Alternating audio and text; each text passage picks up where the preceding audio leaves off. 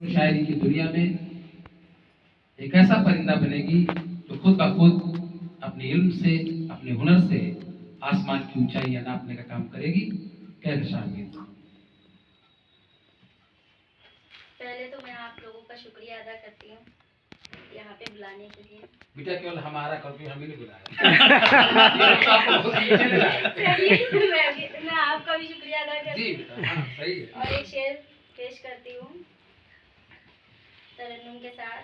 जी जी बिल्कुल, इजाजत दीजिए। इजाजत अध्यक्ष जी जी, हमारी तो परमानेंट है। हमारी इजाजत तो परमानेंट है उसको। दस्ते सवाल लेके ये खाली न जाएगी। दस्ते सवाल लेके ये खाली न जाएगी। मर जाएगी ये चाहने वाली न जाएगी। मर जाएगी, वाह। मर जाएगी ये चाहने वाली न जाएगी। वाह वाह।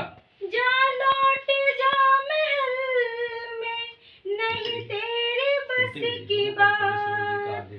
जा लौट जा महल में नहीं तेरे बस की बात।